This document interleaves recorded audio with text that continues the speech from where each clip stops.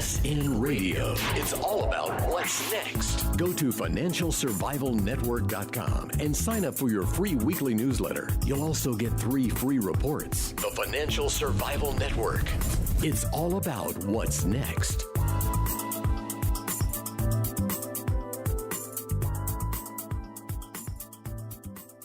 Where's the state of the economy now? What's going on with government spending? All we hear about is the flash boys and the market's rigged, but there's still a lot going on with government spending. It's still not under control. And we've got Professor Laurence Kotlikoff on with us now. You know him well, professor of economics at Boston University. He's been on the show many times. Professor Kotlikoff, welcome back. My pleasure. Nice to be back with you. Right, so we've got a new Fed chair, Janet Yellen. She says that she's tapering. The amount of quantitative easing is being decreased month by month, but now she seems to have pulled back on that a little bit because the economy isn't really in as good a shape as was hoped. What do you think she's going to be doing here in the coming months? Do you think eliminating QE is a pipe dream here, Professor? No, I think she's going to cut it down so that my guess is by September it'll be done. And that doesn't keep us out of the woods because there's a huge amount of money that's been printed that the banks are sitting on that they can release into the marketplace, which would have huge inflationary potential. But I think Chair Yellen understands that printing money is enabling Congress not to pay for its bills, and that through taxes or spending cuts, and that Fed's been accommodating or enabling Congress to be and the White House to be irresponsible, fiscally speaking. So my sense is that she's going to stop the quantitative easing by September. Maybe later, but I think that every month we're going to see it come down about $10 billion, which is a big chunk of money. So effectively, then, the Fed is going to stop becoming an enabler for the Congress and the president running these huge deficits, and they're going to have to make a decision. They're going to have to prioritize spending and cuts, and they're going to have to do what they should have done a long time ago. Is that what you're saying? Yeah, I think that that's exactly what I'm saying. That the problem is Congress isn't. It's hard to know what will make Congress and the White House collectively responsible. They're using phony accounting to look at our fiscal problems. They're looking at a stock of debt, of official debt, of about $13 trillion, but most of that, most of our obligations owed to people and to different programs that the government's engaged in. Those obligations into the future are off the books. They're not part of the official obligations known as the official debt. So Congress and administrations over the last 6 decades have done an accounting job that is worthy of Bernie Madoff and Enron. Actually goes far beyond anything that those folks pulled off. So the vast majority of the obligations, the debts of the government are off the books, and the true obligations, less all the receipts, taxes, and other receipts available to pay these obligations through time, constitutes about $205 trillion. So the true debt of the country, valued in the present, what we call present valued, is $205 trillion, whereas the official debt is only $12 trillion. So you can see that we're focused on the wrong numbers now. One is the beep beep going to hit the fan here.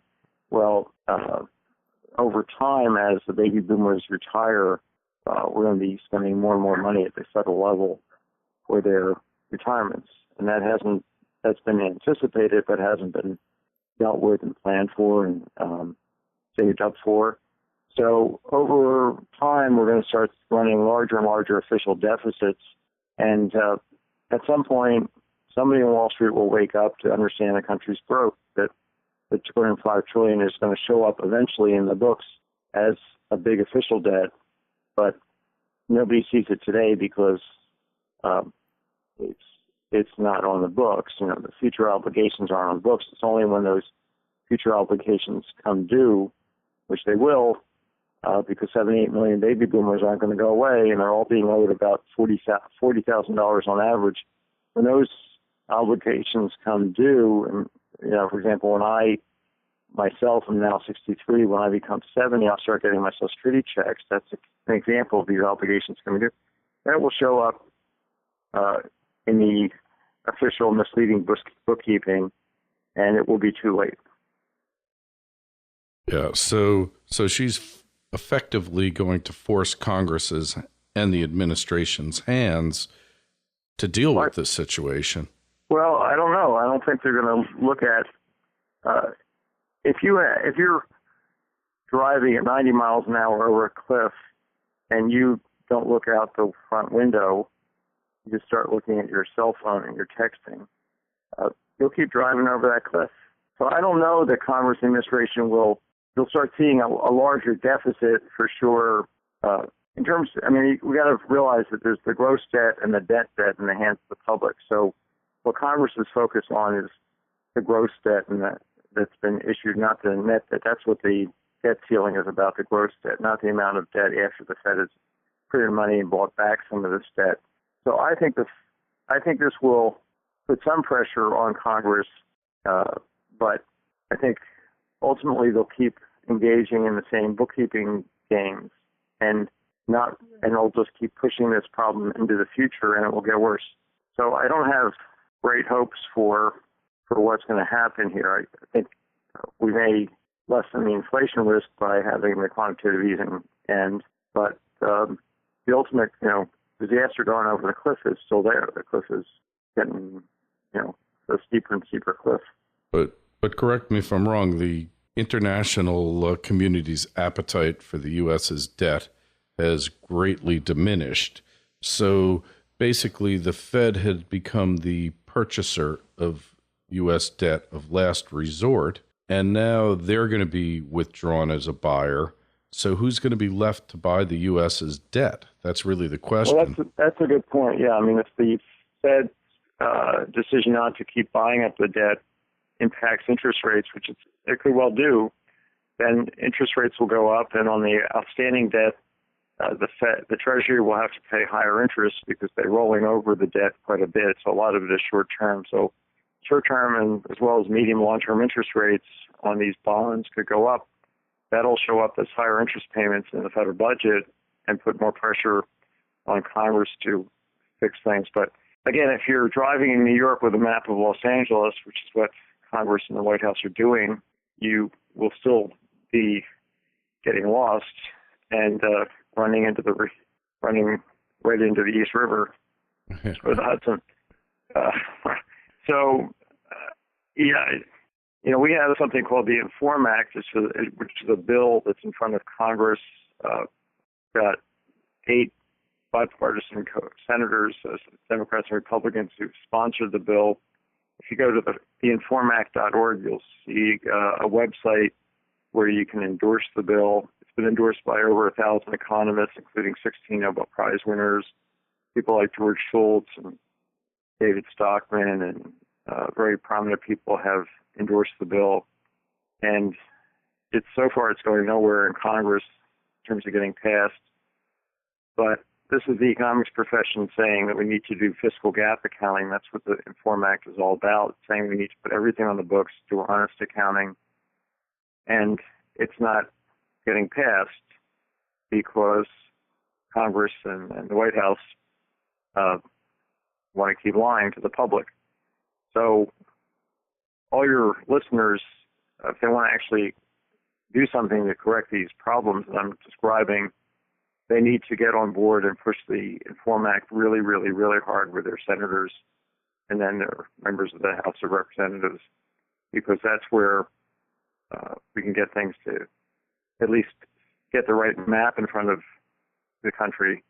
If the fiscal gap is calculated by the government agencies that would be forced to calculate it under the Inform Act, the CBO, the GAO, and the OMB, we would get the press and the entire, financial community to start focusing on our fiscal gap, which is what again, 1,000 economists and 16 Nobel Prize winners are saying is the thing to do. You don't get 16 Nobel Prize winners in economics to agree on anything, except, we should not have a nuclear war. This has never happened in the history of economics and the profession. The 16 Nobel Prize winners stand together, and these are people on the left and the right and the center, to agree on a piece of legislation, and it's saying very clearly, we want you to tell the truth for a change. We want you to do accounting the way economists think it needs to be done, not the way accountants or actuaries or congressmen, none of whom have got a PhD in economics, think it should be done, but the way economics says it should be done. And we're the experts and you guys aren't, and here's how to do it so that you don't keep lying. And so far, not too many people in Congress have paid much attention to this, but we're hoping that we'll get the bill passed. Well, we can only hope, Professor, and we'll talk more about this up next on the Financial Survival Network. FSN Radio. People have been using gold and silver to protect their wealth for thousands of years. Shouldn't you? That's why I go to Owings Metals. Their service is outstanding, and you can buy with complete confidence. Order today, and you'll have your metal in your hands in 10 days or less. They help take the guesswork out of the buying process, and you'll buy at the lowest possible prices. Call them today at 855-604-6343, 855-604-6343, or find them on the web at owingsmetals.com and tell them Kerry sent you. FSN Radio. When your accountant wants tax-free income, this is what he does. Accountants know the law. They also know that any American could legally get paid up to 3 times per month, 100% tax-free. That's 36 tax-free checks each year. It doesn't matter what you make already. This simple strategy could work for anyone. Go to www.irsrevenge2.com to learn how. That's irsrevenge2.com. The Financial Survival Network. It's all about what's next. And we are back with Professor Laurence Kotlikoff of Boston University. So, Professor, they're ignoring this proposal right now, but do you think at some point the pressure gets unbearable and they're going to have to address it? Well, if the interest rates get high enough, they'll start, asking why they are high and maybe realize that this is up their making. But I don't know. I don't see any fundamental reform proposals to fix Social Security, to fix the tax system, to fix the health. The healthcare system remains a real mess. The president has done his best to get everybody covered. I applaud him for that, but he's done it in one of the most expensive possible ways, so that we could have an explosion in the cost of the health exchanges, the Obamacare, because employers have an incentive to shut down their health insurance plans and send the workers over to get a very highly subsidized voucher from the health exchanges. There's money just sitting on the ground being sitting there waiting to be picked up if a big company like IBM would shut down its health insurance plan and say, go there, you'll get a big subsidy, and we'll split the we'll have to pay a small penalty for not covering you, and we'll split the difference. And IBM has a history of this kind of aggressive behavior of trying to lower its costs. And they were the leader. IBM was the leader in freezing its defined benefit pension plan and really reneging on the pension promises to its workers. The promise to a 45-year-old, for example, that if they work another 10 or so years, they'll get a healthy increase in their pension because of the impact of extra seniority on their ultimate pension. That promise that IBM made to its workers when they were in their 20s and 30s and working for the company in their early 40s, that was just ripped up in 2 seconds by one of the biggest companies in the world. And as soon as IBM did this, all the other major corporations, not every single one, but almost all of the major corporations in the U.S. did the same thing. They froze their defined benefit pension plans and in effect screwed their workers. And that was detrimental to the workers. But here we're talking about shutting down their employer-based health insurance programs, and where there's an incentive for the workers to actually get it at the other place through the government. So we've kind of set up a situation like we did with Medicare, where the government is providing, for a lot of people, not for everybody, free health insurance. And then the private companies, why should there be any private provision of old age health insurance if it's being provided for free by the government? And you don't see any such provision in the market today. What you see is that the elderly buy supplemental policies that supplement Medicare, but they don't buy any basic health insurance because they're covered by Medicare. So this could blow up, it could just explode in costs. And we already have Medicare and Medicaid under operating with no cost control. So the whole thing does not look too good. Yeah, so the costs are going to increase there. There was just a study released today that said a very small percentage of all doctors are responsible for roughly 14% of the Medicare spending on the elderly, somewhere around 14 or $11 billion out of a total amount of spending of $77 billion, which is kind of interesting, which shows that they've learned how to adjust to the system and maximize their take from it effectively. Yeah, I think some of this is illegal. Some of these doctors are just, they're not really there to help their patients. They're really there to help themselves. And I think a doctor is pulling down $5 million or whatever, $17 million. This is the front page of the New York Times a year. That's pretty disgraceful. But, I say that, but I don't know all the facts. We're talking about somebody who has perhaps a network of doctors that work with him or nurses, and he's just processing a lot of patients very quickly. And maybe he's done nothing illegal, and he's just getting a return on his entrepreneurship. This is this doctor down in Florida that's, I think, the top, earning the most money from Medicare, might be $5 million a year or something, I think is the number. Until we really look at the actual facts, maybe employing a whole slew of a small army of people through his operation. And, top CEOs get a lot of money in this country. I know. So I don't know whether we should call him a crook yet. I know people that in Palm Beach County that do this. What the doctors have done is they brought all of the testing in-house. They have a lab.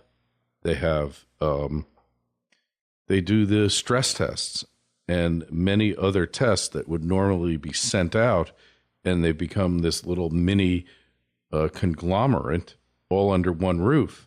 And of course, being that they're going to share in the profits, they're much more apt to prescribe these tests in many more situations than another doctor might be, right? The incentives. Yeah, but I think we need to pay. My proposal for fixing the healthcare system deals exactly with this problem, because under what I call the Purple Health Plan, so if your listeners go to www.thepurplehealthplan.org, you'll see a very simple postcard-length proposal for fixing the healthcare system. It gets rid of Medicare, Medicaid, employer-based health care, and Obamacare. Starts from a clean slate, gives everybody a voucher. Here's, you take that voucher to an insurance company, could be Blue Cross or Kaiser Permanente. Those companies get a fixed amount of money to give you a basic insurance policy for the year. Everybody would get the same policy. It'd be a single policy. You could always buy supplemental coverage. It goes beyond that policy, but everybody would get the same plain vanilla policy. And now a Kaiser Permanente would know, hey, if we have more tests and do more procedures on this patient, we're not going to get any more money, the fixed amount of money for the year. Blue Cross would know that too. If we permit more and more tests be done by the doctors, we're not going to get any more money from the government to pay for this.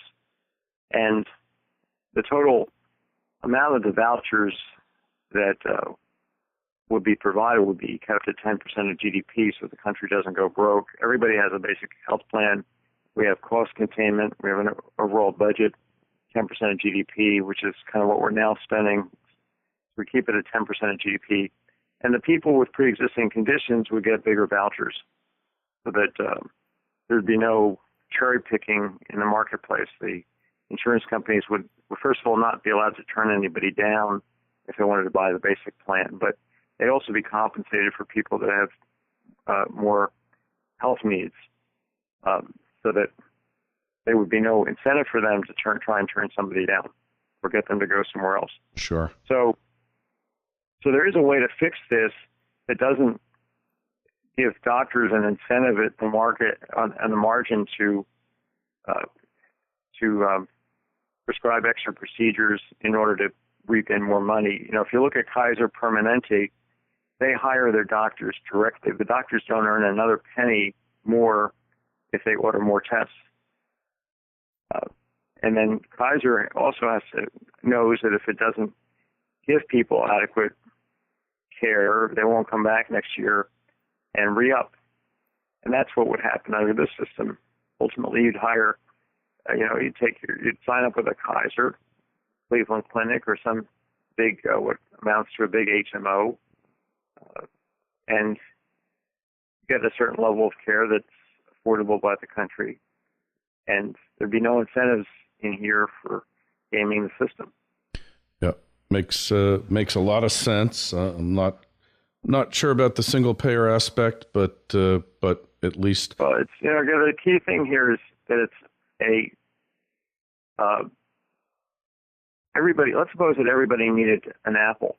Okay, an apple a day, just to make it clear. If it was essential that everybody have an apple, and the government buys the apple for everybody, in effect gives people enough money to buy an apple, and they go and buy the nicest apple from the suppliers of apples, you still have a competitive market because people are still going to grow apples in order to sell them. They're going to have demand for apples, the supply. So it's private provision I'm talking about. I'm not talking about a British system where the government micromanages pays for every doctor or makes, oversees every drug that is included. That's still being done under my plan by the private sector. All I'm saying is government is going to buy everybody a basic plan, and that's more or less what we're heading to with the system we now have. The government's helping out workers who work for employers. Like I work for Boston University. My premium is being subsidized by the government because there's no taxation of it. It comes off the top before any taxes are taken out. If I'm in Medicare, the premium's being paid. If I'm in Medicaid, it's being paid by Uncle Sam. If I'm on Obamacare, it's mostly being paid by Uncle Sam. So we've got Uncle Sam paying for our basic health care, for everybody's basic health care in the most inefficient way possible, because we've got this balkanization of the healthcare system, all these different places to get your health insurance, and there's no overall cost control. So I'm saying let's look through what we're doing already and do it in a much more efficient, straightforward way, subject to an overall cost budget. And by the way, Germany, Holland, Switzerland, Israel, Japan, they all do this. They all have private provision, but they all effectively do what I'm talking about in terms of this plan, this purple plan. So this can be done. All right. Well, without going broke. Well, thanks for coming on, Professor Kotlikoff, and we want to find more about you. Give us your websites and the purple plans. Yeah, there's a lot of websites to go look at. There's kotlikoff.net, which is my own personal website. There's purpleplans.org, which talks about different policy reforms. I've got another tax reform website called thecommonsense.org. There's another website. My company has two websites, three websites, esplanner.com, esplanner.com, esplanner.com/basic, and maximizemysocialsecurity.com. These three websites can get, either you can buy tools there, or there's one site where you can use a tool for free. It can help you figure out your finances, personal finances, the way economists think it should be done, and also figure out when's the best time to take your Social Security benefit. So I've got different hats. I'm, work on the economy, but I've also got this little company on the side to try and help people with their personal finances. All right. Excellent. And of course, links up in the show notes to this interview on financialsurvivalnetwork.com. Don't forget to sign up for your free newsletter. Thanks so much, Professor Kotlikoff. No, my pleasure. Thank you. FSN Radio. It's all about what's next. Go to financialsurvivalnetwork.com and sign up for your free weekly newsletter. You'll also get 3 free reports. The Financial Survival Network. It's all about what's next.